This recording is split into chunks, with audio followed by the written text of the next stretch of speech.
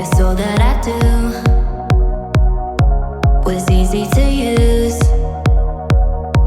So call my time. Welcome back to Car Talk Han, the channel where we cut through the marketing fluff and tell you exactly what a car feels like from behind the wheel. Today we are standing next to something special, the 2027 Jeep Grand Cherokee. And honestly, I have been looking forward to this one for weeks. This is Jeep's bread and butter, the SUV that basically defined what a rugged yet refined American family hauler should look like. And for 2027, it comes back with some real substance under the hood, not just a fresh coat of paint. So grab a coffee, get comfortable, because we are going deep on this thing, every angle, every spec, every little detail that actually matters when you are the one signing the finance papers. Let's start where everybody wants to start, and that is what's actually powering this thing. Because Jeep did something smart here.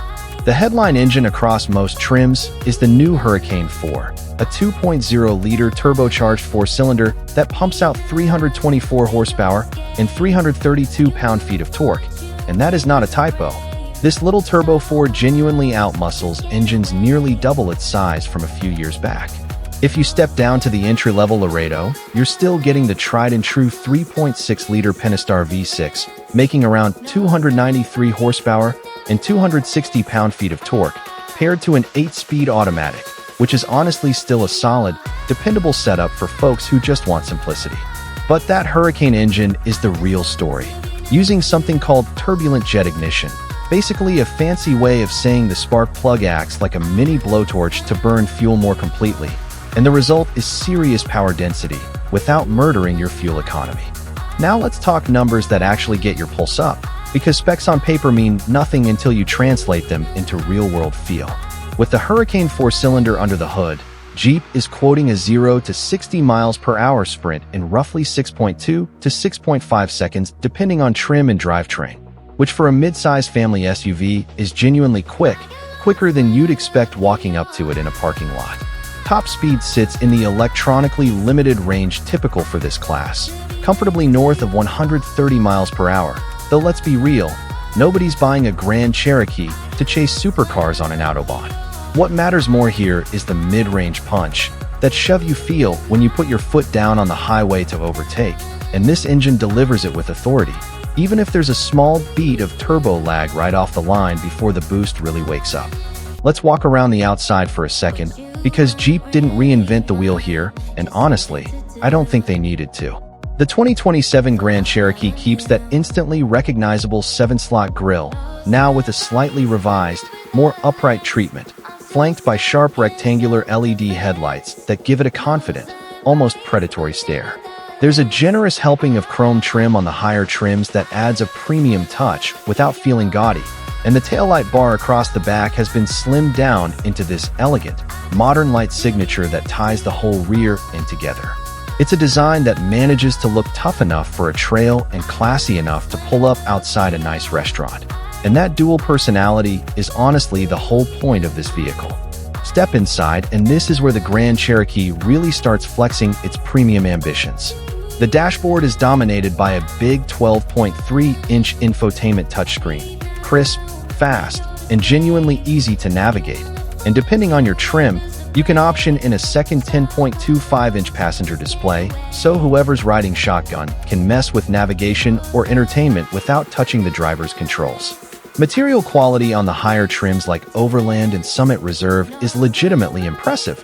We're talking Nappa leather seats that are both heated and ventilated, soft-touch surfaces everywhere your hands actually land, and trim pieces that feel like they belong in something wearing a German badge.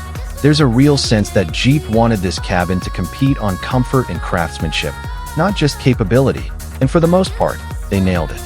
Technology-wise, this SUV is stacked, and I mean genuinely stacked in a way that feels useful rather than gimmicky. You've got the option of a McIntosh premium sound system with 19 speakers, which if you've never heard one, is an absolute treat. Deep, clean bass and crisp highs that make every playlist sound like a live performance. Active Driving Assist gives you hands-free capable highway driving under the right conditions, adaptive cruise, lane centering, the whole modern safety suite including forward collision warning, automatic emergency braking, pedestrian and cyclist detection, and rear parking sensors standard across the lineup. Wireless Apple CarPlay and Android Auto come standard too, along with over-the-air update capability. So this thing keeps getting smarter even after it leaves the dealership lot, which honestly more manufacturers need to be doing. Now let's get into what actually matters most to me as a reviewer, and that's how this thing feels when you're actually driving it, not just reading a spec sheet. On the road, the Hurricane 4-cylinder impresses more than you'd expect. There's a small hesitation off idle as the turbo spools, but once boost arrives, the mid-range pull is strong and confident, especially useful when merging onto a fast-moving highway. The ride quality, particularly on trims equipped with the adjustable air suspension, is genuinely plush, soaking up broken pavement and expansion joints in a way that feels more luxury SUV than rugged off-roader. Steering is light and easy around town, but firms up nicely at speed, giving you enough confidence to actually enjoy a winding back road, which honestly surprised me for a vehicle this size. If you decide to take the Trailhawk trim off pavement, and I did, this is where the Grand Cherokee really separates itself from most of its competition. With the Quadra-Track 2 4-wheel drive system, a proper 2-speed transfer case, an electronic limited-slip rear differential, and 11.4 inches of ground clearance, this thing genuinely climbs, crawls, and articulates in ways that most family SUVs simply cannot. Hill descent control keeps everything calm and composed on steep downhill sections, and the Rock Drive mode adjusts throttle response and traction management specifically for low-speed technical terrain. Most owners will probably never test these limits, but knowing that capability exists underneath you adds a level of confidence that's honestly hard to put a price on. Let's talk towing too, because a lot of buyers in this segment actually care about this stuff, whether it's a boat, a camper, or a trailer full of dirt bikes.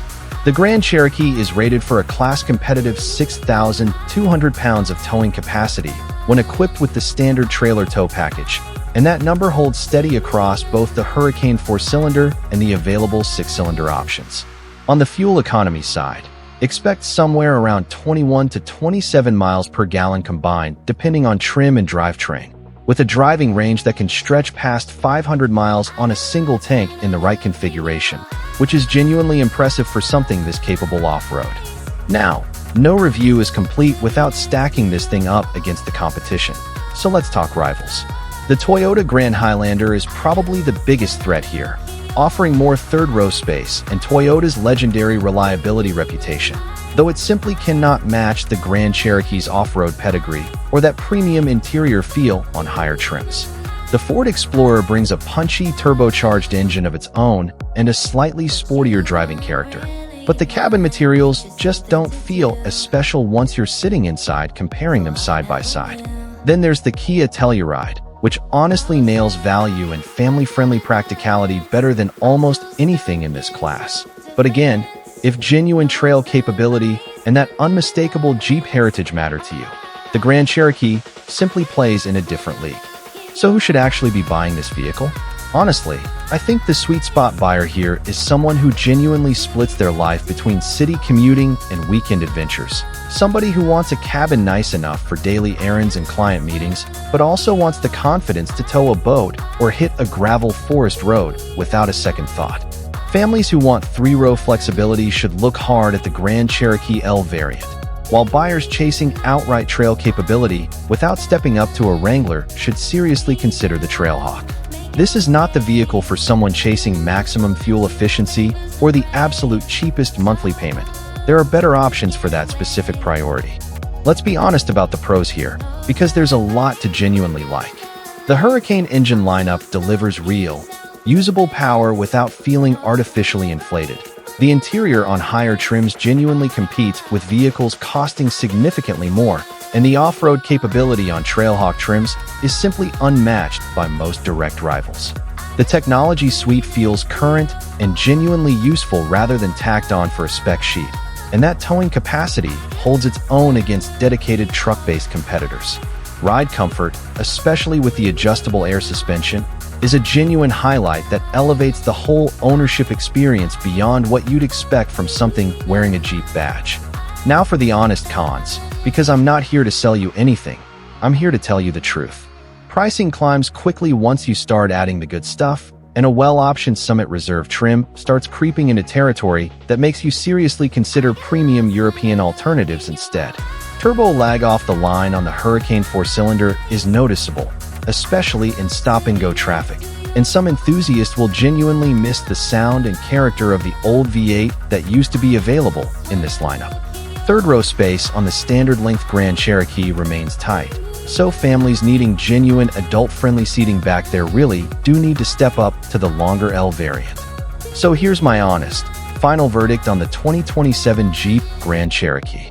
This is one of the most complete mid-size SUVs currently on sale, genuinely blending trail-ready capability with an interior and technology suite that feels legitimately premium rather than just marketed that way.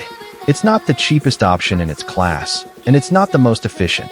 But if you want something that can handle a Rocky Mountain Trail on Saturday and a country club valet line on Sunday without missing a beat, very few vehicles pull off that balancing act as convincingly as this one does.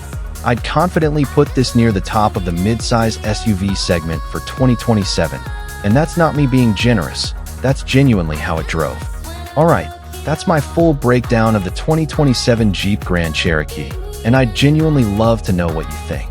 Would you go for the Turbo Hurricane 4, or would you stick with the classic V6? Drop your opinion down in the comments. I read every single one of them, and I always reply. If this review actually helped you out, do me a solid and smash that like button. It genuinely helps this channel grow more than you'd think. And if you're not subscribed yet, what are you waiting for? Hit that subscribe button and turn on notifications so you never miss another honest review right here on Car Talk On. Until next time, drive safe, and I'll see you in the next one.